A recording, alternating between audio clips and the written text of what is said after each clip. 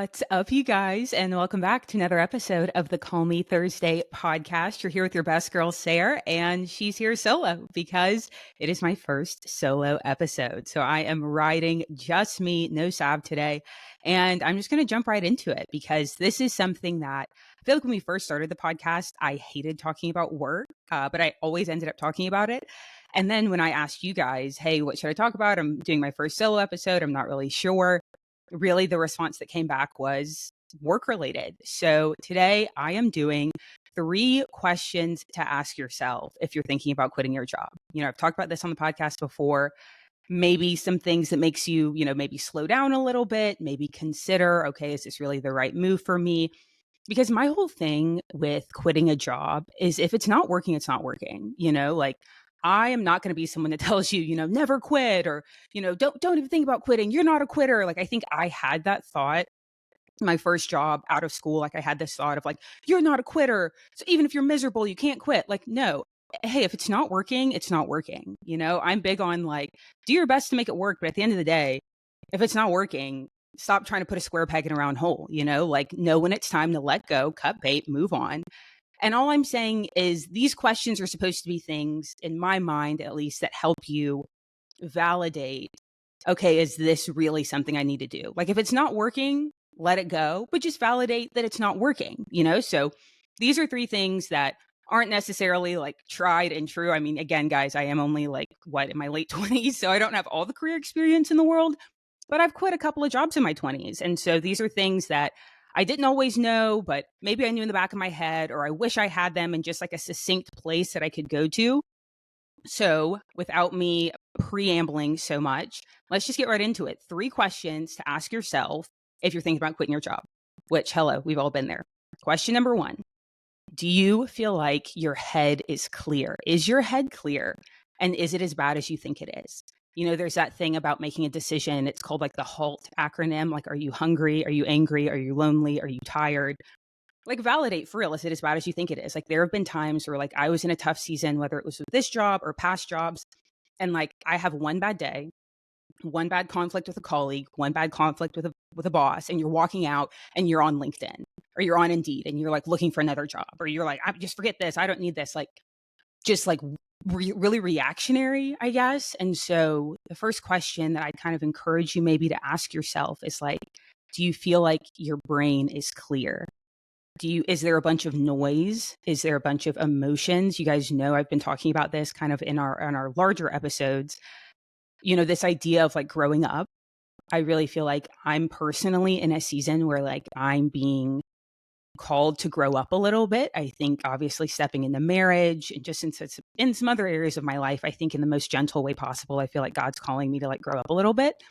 And I think part of growing up is like being able to pause and make sure that your head's clear before making a big decision, make sure that it's not just a knee jerk from an offense or a coworker or a project or like, and I think that sometimes takes time. That's the other thing that I've learned is like making sure that my head's clear. That doesn't always happen overnight because like the fog of the emotions don't always clear overnight. And I think that that's one of the things I've learned in like the process of wanting to quit a job or thinking about quitting a job. Like my first job out of college, I wanted to quit probably 4 months in, and I stayed another like 14 or 15 months. Like I stayed for a long time after I knew I wanted to quit because just for me, like I really want to think about it and I think in hindsight, sure, maybe I stayed longer than I needed to, but I think just giving yourself the time to like cool off and make sure your head's clear. And I think that like, or at least my hope is like, when your head's clear and you also know when it's probably not clear.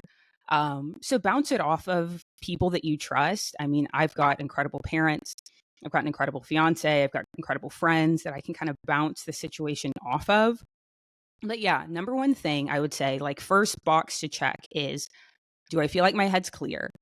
And is my perception of the situation accurate? Like, is this as bad as it feels right now? And it might take some time to figure that out. But I think that kind of once you sort that out, the second question I would ask is there anything that I can do that you can do to make it better?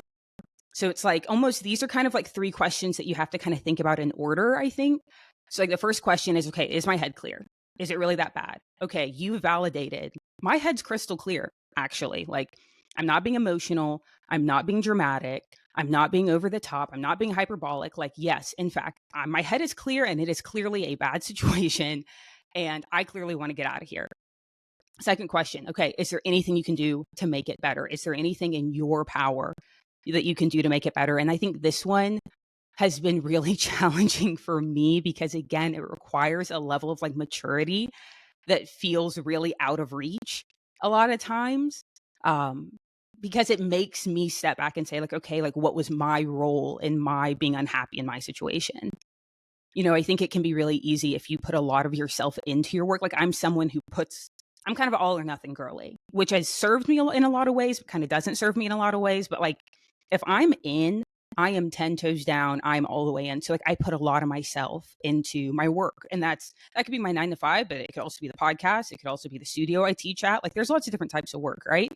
And so like, when you put your whole self into it, I think sometimes like the B word boundaries can kind of get fuzzy and can kind of get lost. And maybe are you putting too much emotionally into it? Like you really want to win or succeed or get this project where it needs to be, but like maybe you're kind of just putting too much brain space in it. Like I'll never forget, and I tell this story, I think, on a past episode of the podcast.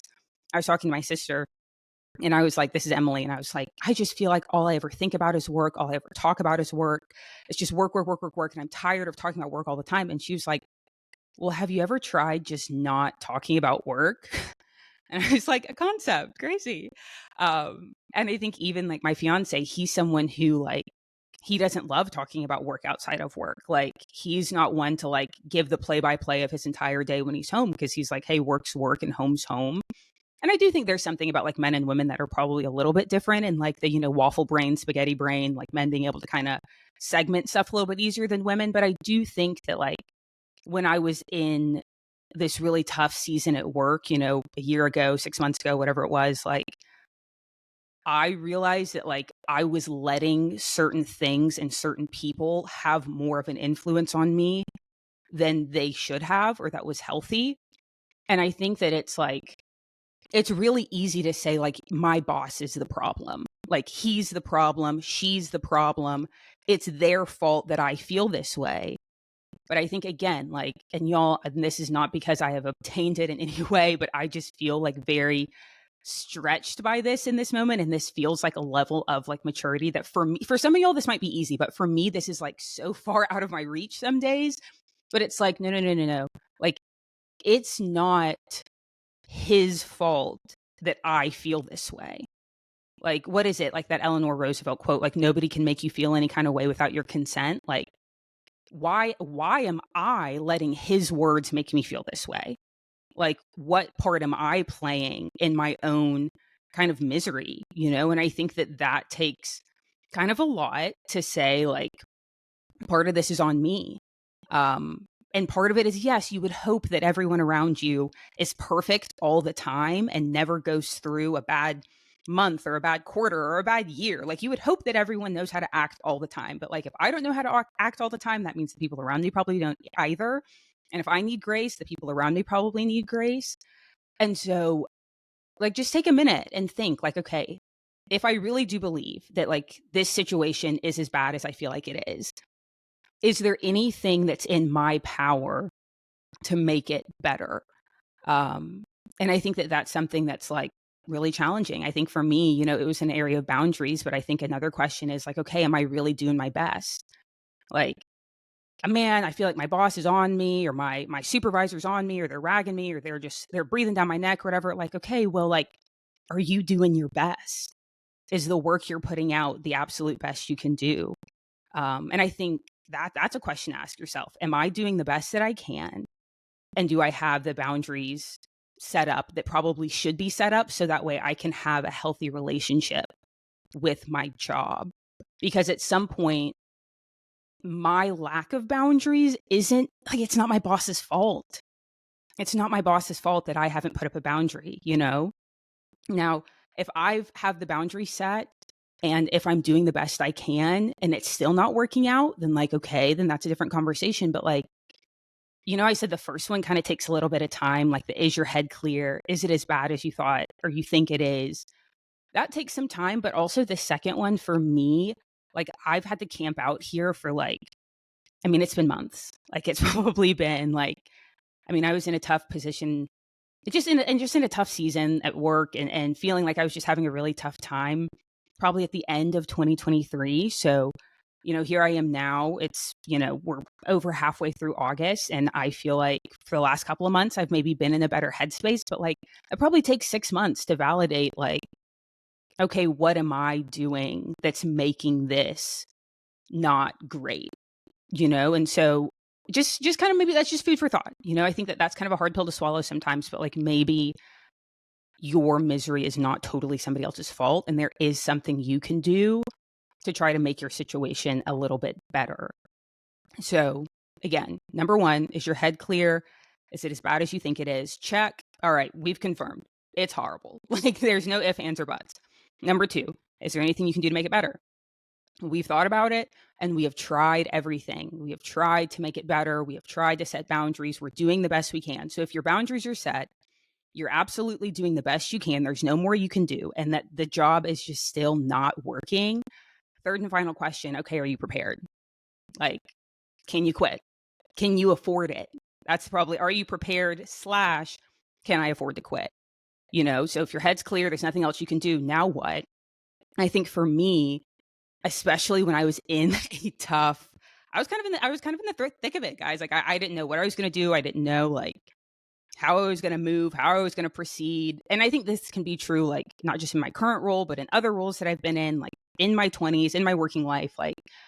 I think once you check off those two boxes, it's okay, hey, can I afford to make a move? Because at the end of the day, we're grown-ups. We got rent, we got mortgages, we've got, student loans, you've got your car note, you've got financial obligations that don't care if you have a job or not. And so when I was kind of in this tough spot and was thinking about quitting my job, which, spoiler alert, I did not quit my job. I'm still working here. I'm very happy. I'm moving to a different state. I'm very thankful that I'm going to get to keep my job and go remote as I move, which is such a blessing. And I thank God for that. But if you're thinking about it, and if you're thinking about quitting your job, hey, one of my things is savings are for a lot of things. Some people are saving for a house. Some people are saving for a car. Some people are saving because they know they're about to have a kid. And for me, when I was in a tough work season, I saved for I'm out of here fun. It was to a point where emotionally, I was pretty heightened emotionally. And there was a chance that my fuse was going to blow any day. Either between me and a colleague, or me and a supervisor, or me and whoever. I was putting money, my motivation for saving. Again, some people are motivated by saving for that house or motivated by saving for that car. I was motivated to save money because I was if I have to just, tell people what it is and step on out of here, I just need to be in a position where I'm prepared. Because what I can't do is blow up, tell everybody to kick rocks. I'm out of here. I quit. I'm leaving. And then you don't got no money. And then you can't pay your rent. And then you can't pay your bills. You know what I'm saying? And so it's go ahead and start preparing to make a move, yo. It's, yes, dust up your resume, start networking, apply for jobs. All those things are a given. If you're in this headspace of thinking about quitting, go ahead and do those things. Get on LinkedIn, network, put the resume together, whatever. Be prepared when that window of opportunity opens. But also part of being prepared is save aggressively. If you're living at your means or above your means, knock it down 2-3 inches, live below your means. If it's that big of a deal, go get a second job to expedite you bringing in cash a little bit quicker so that you can put that money aside. So that way you can make the move that you need to. And I think that that's something that I got from my parents. Money, definitely, we get it. Money doesn't make anybody happy. It really doesn't. But I do think having that a little bit in savings does afford you flexibility. It affords you to, hey, if you got to quit a job and you don't have anything lined up yet, or if you need to quit a job to start an entrepreneurial journey, or if you need to quit a job and, hey, the only thing you can find is causing you to take a pay cut, have options, have flexibility by having that money put away. And that was again, I don't recommend, doing that. I don't recommend letting a short fuse be the reason you quit. I don't recommend, having a kick rocks fund at all times. But I'm just saying that, like, if you find yourself in a position where your motivation to save is hard, like you're a natural, maybe you're a spender and you're not really a saver, but you're like, yo, I have got to get out of here. Like, this is just not a healthy situation for me, for my family, for whatever. Like, if for a brief season you need your motivation to be, hey, I need to save up so I can make a move, like, let that be your motivation for a season, and that was my motivation for a season. If I'm going to be totally honest, praise God, like, I feel like things have gotten healthier for me in the area of boundaries. Therefore, like, I'm able to interact with my job, I think, a little bit better. But like, there's nothing wrong with just like getting yourself prepared.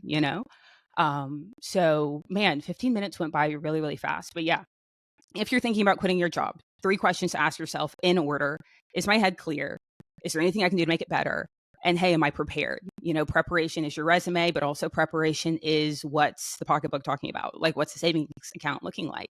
And again, like, I've quit a couple of jobs in my 20s. I don't know if that's like a badge of honor. It's definitely probably not. But I do feel like even though I have not always followed these 3 steps, I actually definitely have not asked myself these questions when I quit any job. I literally have not asked myself these questions at all when I was quitting a job. But I do think that from advice from people who love me and people I love, and then also just my experience, I feel like it definitely can't hurt to ask these 3 questions. I don't know how much it'll help, but it definitely can't hurt.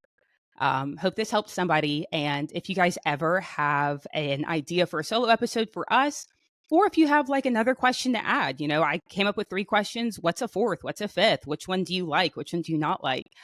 Drop a comment on the YouTube vid, drop a comment on social media. We'd love to hear from you guys. Hopefully things get better wherever you are. Sorry if you're in this season of thinking about quitting, but fingers crossed it gets better for you. We love you guys. We'll talk to you soon. Bye.